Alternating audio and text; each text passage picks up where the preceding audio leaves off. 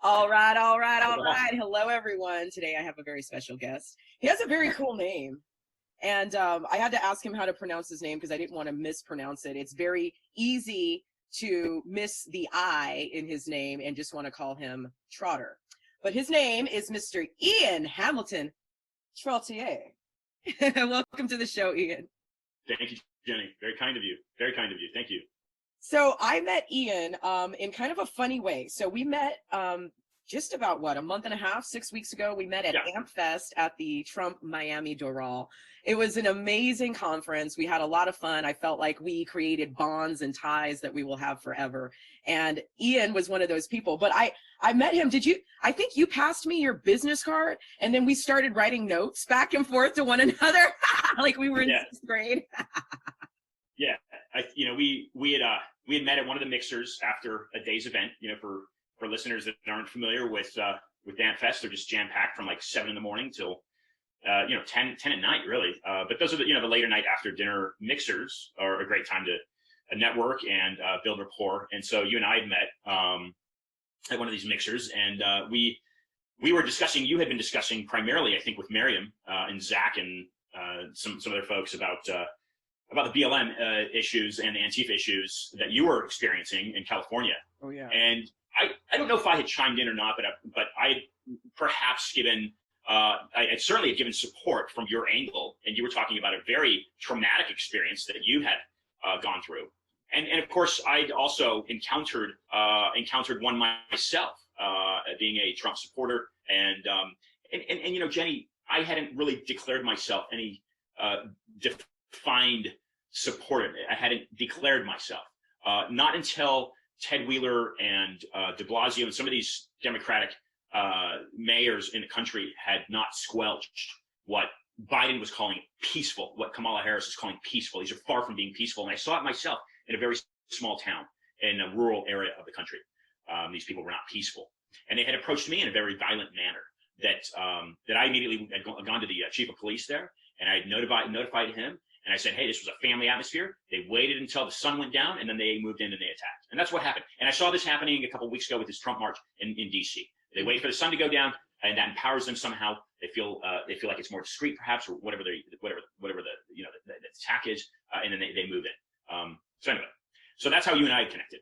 And of course, we just hit it off, and you're a very sweet and wonderful person, and you have a great character. So, oh, and a great smile. Well, listen, Ian has his camera like kind of high up, but I need you guys to understand, Ian is not a small guy. Ian is huge. He is all muscle. Okay, so for anyone to get stupid with Ian, I mean, it just shows how utterly bold and how they mob people, and they just don't care. They don't care how bad their behavior is. They feel entitled for this criminal mindset, and that's the problem with BLM, is that it enables, and Bevel and Beatty talks about it all the time. BLM protects criminals. That's what they do. That's what they do. So anyone who has ever wanted to live out the purge or live out Grand Theft Auto, or just expel all of their psychological issues upon the world, where most of us just drink and keep it to ourselves. I mean, am I right or am I wrong? You know what I mean? So, I mean, it's absolute insanity. And I never thought I would see the day in this country where we would have our own people, our own youth, and even people in our generation, Generation X, who are just so hell-bent on destroying, harassing, and just utterly terrorizing its own citizens. I never thought I'd see this day. Yeah, this is Jenny. This is, you bring up a really good point. This is clearly, just for listeners and viewers to get my background. So in 2016, I was living in South Beach, in Miami Beach, and a good friend of mine had asked me to attend a town hall meeting. And locally, 4 years ago, 2016, locally there was a buzz about a controversy around Zika, the Zika virus, the mosquito-borne virus, and not air virus, but mosquito-borne virus, and a pesticide that was being used. And so interesting enough, I had heard and I'd gone to Trump Doral in 2015 to listen to Donald speak, and he had yet to declare himself a candidate for presidency, but he said, I'm investigating a run at presidency. I listened to him speak twice, and he says, if I declare myself a candidate for presidency, I'll do so as an independent politically. And And that's what spoke to me. In 2015, that spoke to me because I'd seen corruption in both sides of the fence at that time, Jenny. I'd seen corruption on both sides of the fence. So I said, that's great. You know, hey, we all want to live peacefully. We all want to be, you know, engaging. Look, there's no greater country on the planet. America has brought in people of all walks of life, all languages, all ethnicities, all right. No other country has done that to the degree the United States has. So, you know, as far as being liberal, you can only go so far. But so as I began studying, right? So as I began studying and looking into the Zika virus, the connections I found just blew me away. And immediately, what I want listeners to know is immediately I was drawn to a Stanford Hoover fellow named Dr. Sutton, Anthony Sutton, S-U-T-T-O-N. Dr. Sutton had been in Miami Beach in 1972, and he returned to Palo Alto, and he says, Palo Alto Stanford says, hey, if you talk about this information again and you disclose this information again, you'll lose your fellowship. So within a year, he walked away from Stanford, and he says, I'm going to go publish my information on my own. That's my research. You can't censor me. This is in 1972. And he started publishing on his own. And he found a small publisher up in Oregon called Trying Day. And I've got a book coming out hopefully in a couple months through Trying Day. And what Sutton talked about that upset Palo Alto, that upset Stanford, was that he was drawing in, he was in the early 70s, Jenny. He was disclosing the corruption in the U.S. Federal Reserve. Okay. And that is essentially what in 2020, what the Trump administration and Trump followers refer to as, in my view, the deep state. That right there is the portal, the door that opens up into the deep state, the banking cartel, the very corrupt banking cartel that manipulates media and manipulates politics. And the banking consortium, it just manipulates so many ways of life. And so this is something that I was exposing myself to because I started looking at the Zika virus in 2016. Anyway. It's crazy. It's crazy. It's like all roads lead to Rome, you know, and I found that a lot of people have gotten red pilled the same way. Either they started studying vaccines and then they found out where it was going, or people like me, they started studying the systematic elements of pedophilia, and then it goes in that direction. And then you start studying some of how we fund some international wars, and if you go down that rabbit hole, it's going to go in the same direction. And it's like, everybody is getting red pilled in every single different way. You know what I mean? And it's amazing, and I love it. And I guess the Q people, and I don't follow Q, but they call it the Great Awakening, and I'm loving it right now. And you know, it brings us in the same path as people like you and people like me and everyone we met there. Yeah, absolutely. There's no doubt about it. I mean, and I'm so happy, Jenny, because this is rare that people see it the way that you just said it. All roads lead to Rome. And let me break this down to you. And I'm not necessarily pointing a finger in any one direction, but I will say this. So you have basically the U.S. Federal Reserve, which is a private bank. This is how I see things, okay? And it's based off of Sutton's research. You have the U.S. Federal Reserve, which is a private central bank. It's not federal. It's only federal by name. So it's not a part of the U.S. government. And this is something that's plagued this country for 250 years. Whereas if you're looking at empires like Spain, foreign empires, Spain, England, these are we're speaking English right now, right? So we're a product of the English Empire, and most of the Americas speak Spanish.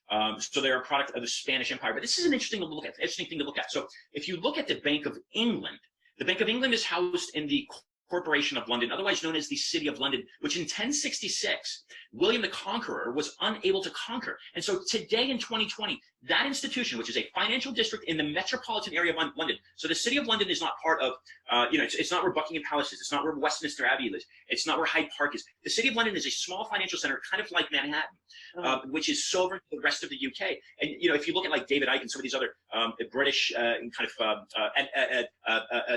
alt media outlets, they'll explain this. This isn't information you're going to get on NBC. This isn't information you're going to get on NBC. And there's a reason for that. But if you're looking at the Corporation of London, where the Bank of England is housed, my question to a recent guest of mine on my program who teaches economics in London at a university was, if it predates William the Conqueror and it still survives, then who established it? And this is why I'm mentioning this, Jenny, because it was brilliant that you just said that. He said this is an ancient Roman banking mechanism. An ancient Roman banking mechanism. So if you're then breaking down Europe as a geographical area, well, France, Spain, Switzerland, Sweden, Germany, these are all products of the former Roman Empire. And what is the main constant through the centuries that has remained a power behind the facade of religion? So meaning collecting money from tithes at a cathedral or a church, and also collecting money from a government via taxes, regardless of what government. Catholics! The Vatican. The Vatican, Jenny, Absolutely. So the question there is, if you're looking at the deep state, you're looking at some of these reigns that are puppeting our way of life as Americans, and we preach freedom of religion. Just be peaceful, right? Practice your religion, praise God, whatever you like, in any manner you like, but just do it peacefully. You may do so however you like. Okay, this is a rarity in the world, right? Because the Chinese are putting Muslims into encampments, right? Which is what some of these Democrats are saying they want to do with Trump supporters, put them into re-education camps, right? Yeah. So the main concept, the question is, some of these financial strings, a la the banking cartel based in Europe, central banking cartel, how much of that is influenced by the Vatican and the Vatican politics? That's my question. It's scary. And Jenny, you hit it on the head. You said all roads lead to Rome. You hit it on the head. And you know what? I'm telling you, I didn't mean that, just symbolically, but there's a truther that I follow. His name is Young Pharaoh, and he has this theory. He says, the deep state is trying to turn America into ancient Greece and Rome. Especially when you want to throw in the pedophilia aspect and the LGBT aspect and how all of that's just so intertwined. But, you're right. The deep state, if you want to know what the deep state is, if you really want to go down the rabbit hole, we need to go all the way back to Constantine. I mean, I don't know. I don't know how many centuries it goes back, because you can't look at the deep state without looking at the Illuminati. You can't look at the Illuminati without looking at the Freemasons. You can't look at the Freemasons without looking at their impact and influence to and from the Catholic Church. And then you can't look at that without looking at how the Catholic Church was influenced by ancient Rome. Exactly right. And even Egypt, right? I mean, some of these things in Babylon, some of these things, of course, are a little bit out of our hands. But what we can control as Americans, as Americans, is we can say, and let me just thread this in here real quick, right? So I'm a fan of Tool. I like the music band Tool, and I'm listening to one of these songs yesterday, and one of the titles is an Enochian phrase, and I didn't research what that phrase means. But this is what's interesting. I've never come across this. I've been listening to Tool on and off for 20 years, and this song had never caught my eye until last night, Jenny. And I'm listening to this song, and it's this guy that had called in to a radio show called Coast to Coast AM with Art Bell, who I think had passed away a couple years ago. And I never gave much attention to Art Bell, and I certainly never gave much attention to extraterrestrials or Area 51 or that sort of thing. It's just that these are things that are hard to prove, and they're beyond the average person like me. That's beyond our reality, right? But this is what's interesting, is that Tool, back in whenever this song was published, but they based this song. It's like a 2-minute song. They based it off of this caller. They called in on September 11th, 1997 to the Art Bell show, and he got maybe 20 seconds into Art Bell before the whole satellite. So meaning all the stations that were pumping into the satellite, the whole satellite broke down. And for like 30 minutes, all these different stations, let's assume maybe a couple hundred stations, all these different stations were totally taken off. And what this guy said, now I'll come back around for listeners. I don't want to go off on a tangent too far. But what this guy had said, he had just been released from Area 51. He said released, medically released is what he said. And he said it's what we think as extraterrestrials are multi-dimensional beings. Now, the reason I'm bringing this up is because Paul Hellyer has been a guest on my program, and he's the highest ranking. I think he's 96, maybe 97 now. And he and I share the same birthday. It's August 6th. He said on my program, he says, Ian, he's a Canadian. He said, Ian, he says, I have no doubt, and I know for a fact, that the U.S. government is influenced by these types of beings and this type of power. Okay, this is far-fetched. It's far-fetched. It's hard to even go there, because it's not part of the average person's reality.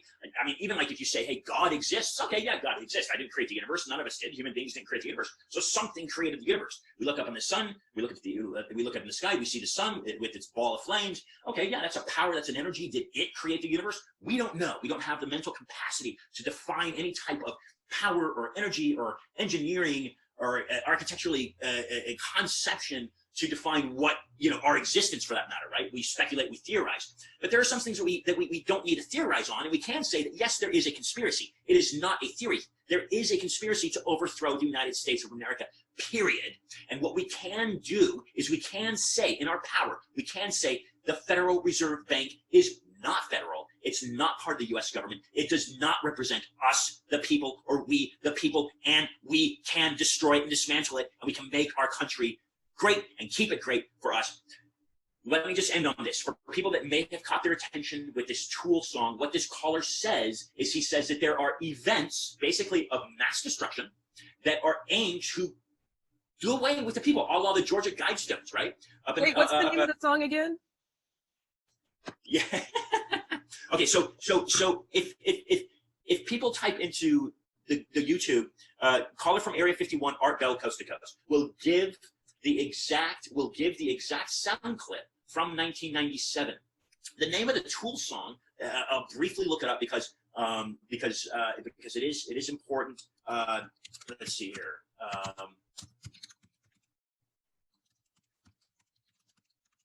The name of the song, Jenny, is Faib de and it's an Enochian phrase.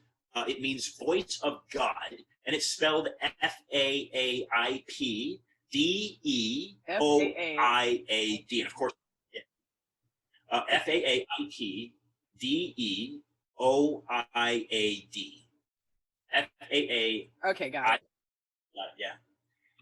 And of course, Enoch, you know, the Enochian chants, the Enochian magic. Enoch was a prophet, if you will, that predates Moses, right? So it predates. He supposedly predates any of the books that are found in our current, what we know is the King James Version Bible or whatever type of Bible. You know, nothing. I try to stay away from religion, and I certainly try to stay away from Area 51 and those types of things. But this is an interesting, right? Yeah, 1997. So it's interesting. So what I always tell my listeners and the people that follow me or listen to what I do is, you know, some of these things we can't control. Okay, all of our hearts will not beat one day, right? And none of us can control that.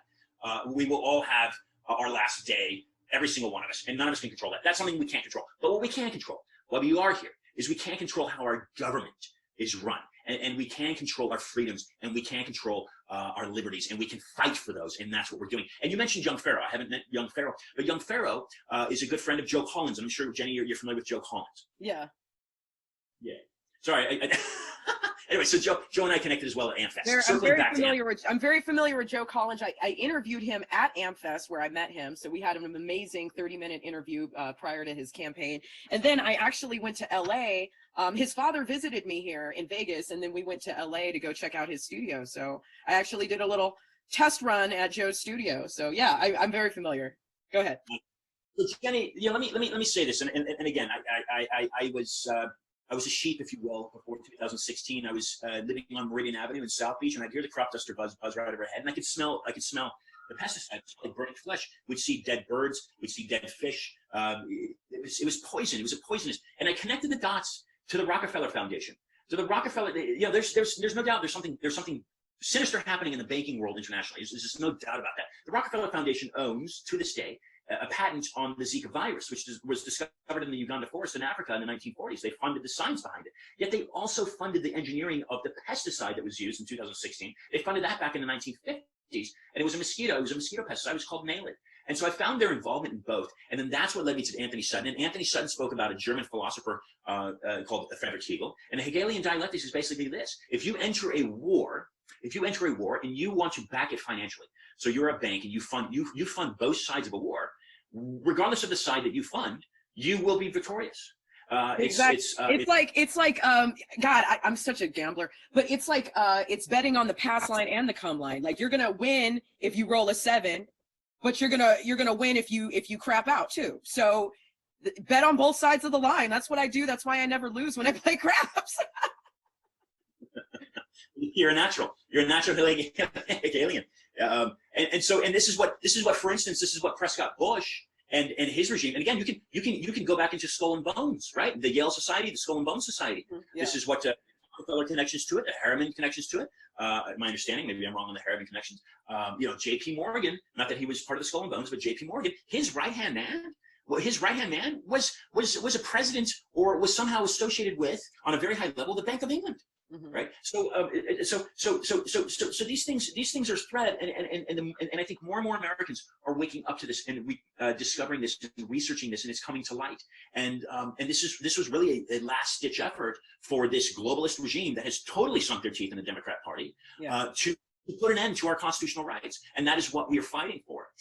Let me say this, Jim. Let me say this. So Anthony Sutton, again, Stanford Hoover Fellow, Anthony Sutton wrote a book called The Federal Reserve Conspiracy.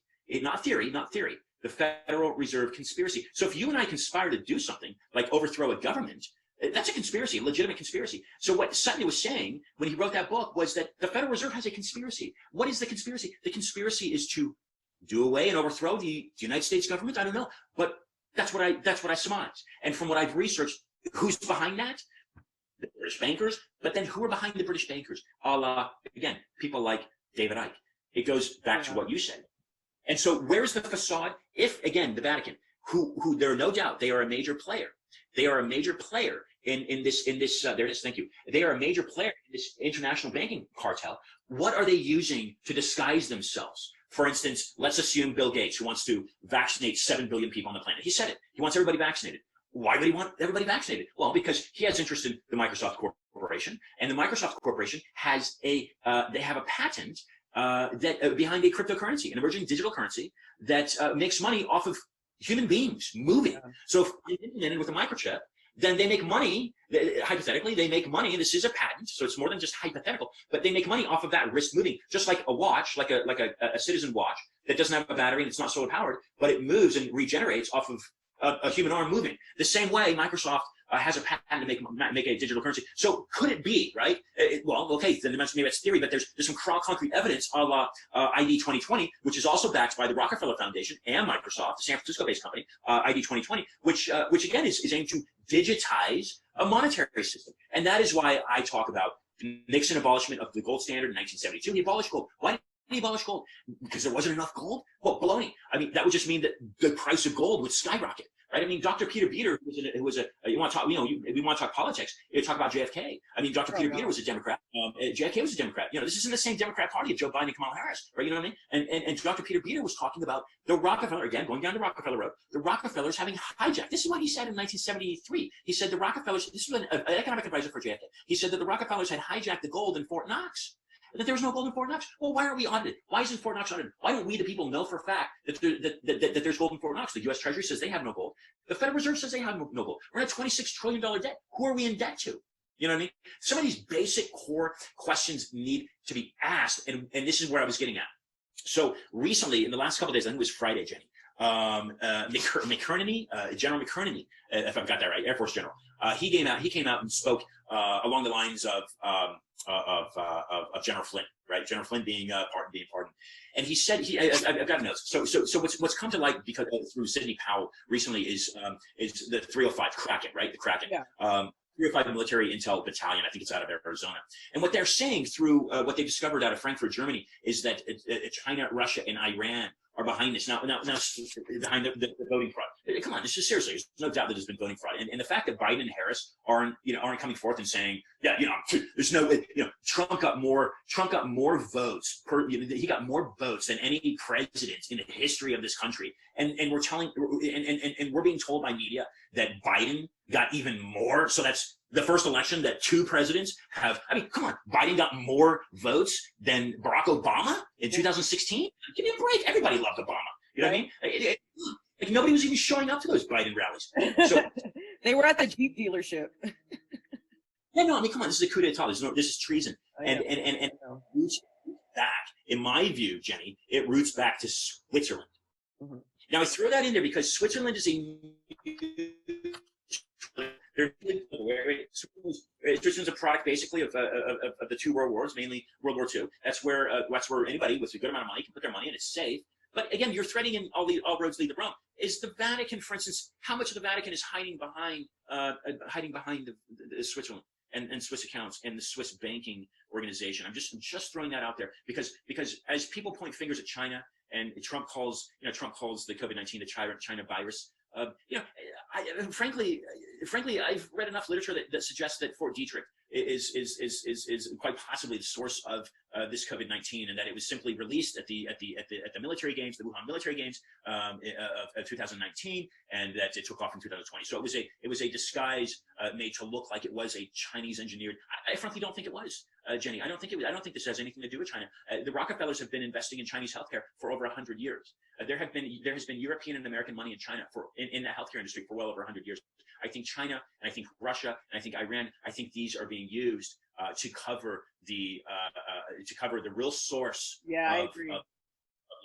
And that makes it even scarier. That makes it even scarier. Real quick, you're so humble. I want to talk about you. I want to talk about your two websites, your two projects. You can correct me if I'm wrong. Let's talk about your website, Stop Mass Media. And I'm going to go ahead and pull that up.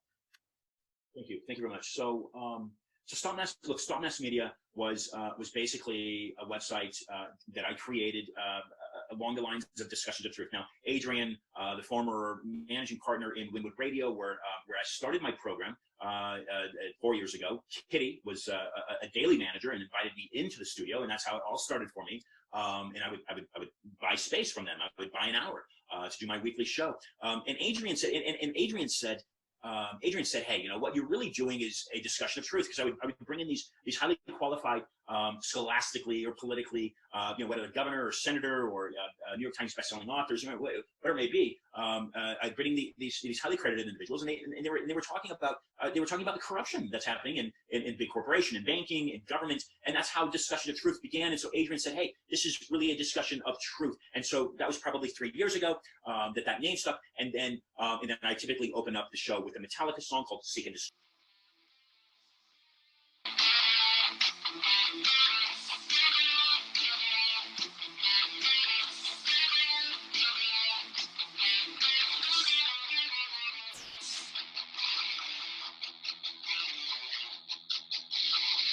Because that's what I try to do. Yes.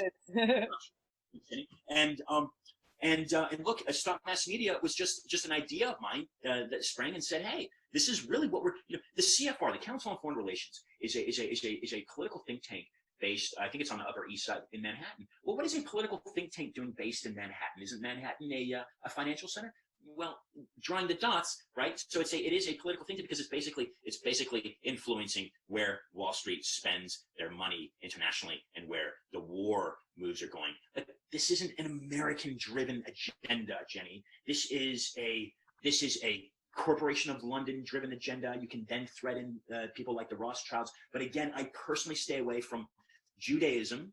And certainly Christianity. The argument on many levels is that Christianity is a product of Judaism, and it's quite possible. You know, I mean, there's plenty of people that don't accept Jesus Christ as a savior. There's plenty of Christians that, you know, I try not to get into religion, but again, this might be deeper, kind of like you were saying. It has to go back to Babylon. Who knows? But so I try not to point fingers at the Rothschild, right? I try to say, hey, wait a second. The Rothschild weren't Roman in that sense. Rome is Roman. That's in Italy, and of course, the Vatican is a sovereign nation unto itself, just like the Corporation of London or City of London, and just like basically Washington, D.C. is as well. But anyway, so that's Stop Mass Media. The mass media in this country becomes more corrupt on a daily basis because the average Americans like you and I are uncovering their foolishness, and we're calling them out. And so that also spawned the authorship of Freedom Reserved, No More Lies, which you just had there. Supposed to release. It's supposed to release next year. Trying Day Publishing. I'm not sure if it's still on pre-order or not. It was on pre-order with Barnes & Noble and Amazon for a while. Servando Gonzalez, who's a Cuban-born historian, will be contributing to that, and also Judy Mikovits is likely to contribute to that. I've got to wrap that up. I haven't had the time to wrap that up. The nexus of that has been ready to publish. We're making a couple. Chris and I are making a couple different tweaks to it before we put it out in circulation. And the background on that, Jenny, is Mark Shaw. Mark Shaw is a former defense lawyer. He worked analysis on for Kobe Bryant, for Mike Tyson. He's based in California, and he's written many books. He's joined my program a couple times to talk about Dorothy Kilgallen and his research behind the JFK assassination and the link to this Dorothy Kilgallen, who supposedly died of barbiturates, but he says and he proves that she was murdered, and that her murderer still survives, and I believe he lives in Chicago. So this is Mark Shaw. Mark Shaw sat down with me in a deli, a diner in Northern California a couple of years ago. It's been about 3 now, and he says, "Ian, you got to write a book." So that's where that book comes from. Stop Mass Media is just basically a product of the work I've done, Jenny, for the past 4 years. Again, it coincides with Discussion of Truth, and I thank you for bringing that to topic. Awesome. So, Ian, you're kind of here, you're kind of there, you're in Florida now, you love Florida. What's next on your agenda? Because you're moving and shaking so much. Like, what's next for you? Like, what can we look forward to next? Wow, Jenny. So I'm working on a couple of great projects. Like you said, AmpFest, conferences like that are just a great place to network and meet people. As you may know, Google whistleblower and I worked very intimately for about 3 weeks to get his campaign funded. There was about $137,000 raised over about we raised that I think in like 5 days. We had a house that was donated for us to work our our camp operations out of in Fort Lauderdale, and he was able to hire his lawyer based in California to file a lawsuit against Google. So that's been in process now. They're going to resume their fight in January. But through those efforts, the teaming efforts, we were able to meet President Trump. We were able to meet his daughter. Donald called Zach an American hero for the work that he was done. And he looked at me, Jenny, I don't know if you know this or not, but he looked over at me and he called me a prize fighter. He says, "Hey, who's this guy? You look like a prize fighter." So those are some nice accolades. Let me reiterate real quick to the audience. Ian is stuffed. He's jacked. Thank you. No, I haven't been in the gym in about a month, but you know, I'll spend eight hours in the gym. I love working out, so I really appreciate you saying that. I noticed. I saw all 8 of those hours when I first looked at you. Thank you. Sorry, go ahead. Thank you, Jenny. That's very sweet of you. Yeah. So what's next? We've got to keep defending our Constitution. We've got to keep saving our country, and we are in a battle. There's absolutely no doubt about that, and we must amp up our efforts. My question is this, and it looks like I'll be in DC here in a couple of weeks, Jenny. My question is this. There's a population of 350 million people in this country. We had 100, not even 150 that voted. That means there's 200 million Americans that are being silent, that aren't speaking up. If you are one of those people, I urge you to speak up and take a stand, because your country will be overthrown if you don't stand up and speak. You can, and you are, and you will make it, just like Jenny is. You must get up and speak to do that. And there's 200 million Americans that didn't vote, Jenny. And so that's my concern, is how do we motivate them to speak up? But that's what I'll be. So to repeat, Jenny, it looks like I'll be in DC here to march for the Constitution. What's that? December 12th. That's correct. Yes. I'll be there. I'll see you. And let's hook up. Let's hook up, Jenny. That's great to hear. Let's hook up. And also, I think check and see if Young Pharaoh's going to be there, because I'd like to meet him. And I think Joe Collins is talking about trying to be there as well. So join forces and reunite, if you will, with AmFest. There's another conference coming up next month. It's going to be based here in Florida, Turning Point, and that's a strong possibility for me. What day is that? Go ahead. What day is that? That begins on the 17th, I believe. Yeah, 17th. So I'm gonna be on the East Coast basically the entire month, almost the entire month of December. So if I can make it to that, I'll try to get to that one too. Good. Kristi Noem will be speaking at that. I don't know if Governor will be speaking at that, but Jenny, let me mention something. So the efforts that the Google whistleblower and I made took us to Mar-a-Lago, and we were able to meet Ron DeSantis, and Governor DeSantis said to me personally, because I had told him what Voorhees was doing. Zach Voorhees is the instrument. I had told him, the whistleblowing instrument. I had told him what he was doing, and he says Google needs to be dismantled. Folks, we know this, Jenny. We cannot allow these big tech companies to censor us like they are. We cannot allow that. We have to stop that. That is something that's in our control, and we must put an end to it. We must stop it. They're publishing to domains. They might be a private company, but it's a public domain in a sense. The public is using it. Mm-hmm. So we must change Section 230. We must get some of this legislation rewritten that again gives this freedom of press liberty that we all have, to ensure that and support that and enforce that. We can't allow this stuff to be taking away our rights. Anyway. All right. I love that. And you know what? I feel like in a lot of my interviews, we discuss our frustrations. We discuss what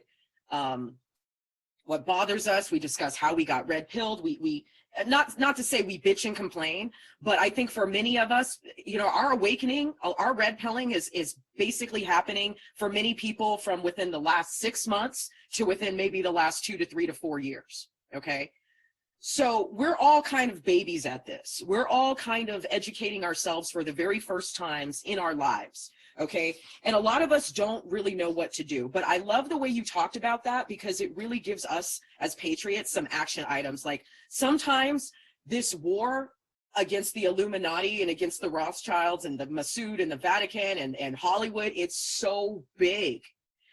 But when we break this down into action items and we're like, okay, first we need to dismantle the Federal Reserve. Then we need to slam Google with an anti-monopoly order. Okay. These two things are actually, and then you said number 3 was to mobilize the 200 million Americans. I'm gonna put this in my blog. So I'm gonna credit you, but I'm gonna write a blog tonight, and I want to put this in there because action items is what is lacking, and that's what we need in leadership. We don't need to bitch anymore about the problems. Now that we've all been red-pilled, we understand the satanic, pedophilic, possibly extraterrestrial forces that are going back for decades, if not centuries. Okay, we can't do anything about that. But, you know, that's why I love people like Scott Pressler, who's working so hard to mobilize those 200 million Americans, and the Walkaway movement with what Brandon Straka's doing. I feel like he's working hard to mobilize those 200 million Americans. So if we fight for our country in just those 3 steps, I feel like we might actually have hope for our future. Because this is actually within our grasp of things that we can do. You know, Donald Trump knows what's going on with Google. He knows what's going on in Silicon Valley, and they're going to pay the price. They will be dismantled. I mean, as long as he continues to be our president, he's going to destroy the media. Okay, he's going to make them all expose themselves, and they're going to continue to expose themselves. You know, the Federal Reserve, well, I mean, that's an issue that not a lot of people are educated about. But if we can educate, you know, those 200 million about the Federal Reserve and about the power to vote and why their vote is so important, then hey, we might actually be able to get this country back within the next 10 years. I think it's possible. Absolutely. I'm totally with you, Jenny. I'm actually totally with you. But again, you know, I mean, America is the last beacon of hope on this planet. No, there's nowhere else to go. Nope. And there's no other country that's going to stand up the way that we can stand up. That's right. Nobody has the might. Nobody has the drive. Nobody's got what we've got. Nobody's got the. They don't have that. They don't have that. No, they don't. You know, they don't. And this is what makes America great. And as much as the liberal side of America has qualities, but as much as they try to repaint the conservative side, it's not happening. It's not working. I mean, come on. It's like this is it. This is it. This is the last stand, people. This is the last stand, patriots. Y'all don't understand. If we fall to communism, we're falling to ancient Rome. We're falling to the Illuminati. We're falling to the Vatican. This is bigger than I think anyone even realizes. If Joe Biden becomes our president, which really Kamala Harris is going to become our president because she's going to put something in his food. I already know. she's gonna do something to his medication, I'm sure. There's nothing else. There's nowhere to go. There's no restoration. There's no coming back from it. A lot of Republicans, they kind of, you know, they're straddling the fence. They don't want to see the writing on the wall, and they actually think if Joe Biden becomes president, that we'll just survive it and everything will be fine and we'll get through this like we've gotten through everything. It's like, no. Joe Biden is nothing more than a puppet for Barack Obama and Hillary Clinton's revenge. That is all he is to the Democratic Party, is a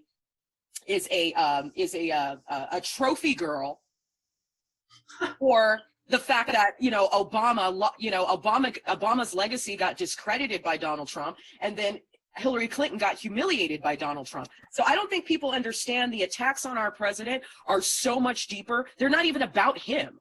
This is Hillary and Obama 2.0. And they have a lot of people that they need to pay. The piper is going to come collect.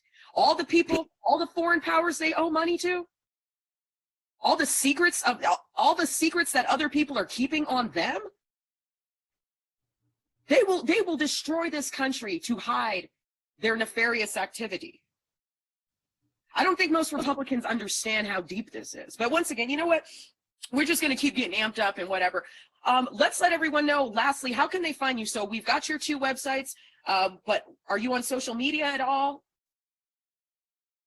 Ian? Sure thing. Yes. So yeah, I'm typically active on Twitter, Instagram, both handles. Actually, I was locked out of Twitter for tweeting about Joe Biden and Benghazi. So my new Twitter handle is real Ian Trottier. That's IAN TROTTIER. And then Instagram is Ian Trottier, IAN TROTTIER. And then Parler. I recently joined Parler, but you know, people can go there as well. And then IanTrottier.com, IanTrottier.com. So that's how people can get in touch with me. Awesome, awesome. Was there anything else you wanted to bless us with before we wrap it up? Yeah, no, you are on the money. You're on the ball, and you know, you and I are aligned so well, and I appreciate the work that you're doing, and we'll keep in touch and see each other in a couple weeks, hopefully. Literally less than 2 weeks. Less than 2 weeks. It's right around the corner. December 12th will be here before we even know it. All right, Ian, thank you so much for joining me with your Trottier. I love your name. So now I'm going to call it Trottier every time I see you. All right, bro, I will see you soon. Thank you for your time. I apologize for the technical difficulties earlier, but I feel like maybe it gave you a little bit more time to marinate anyway. Awesome. Okay. All right. Bye.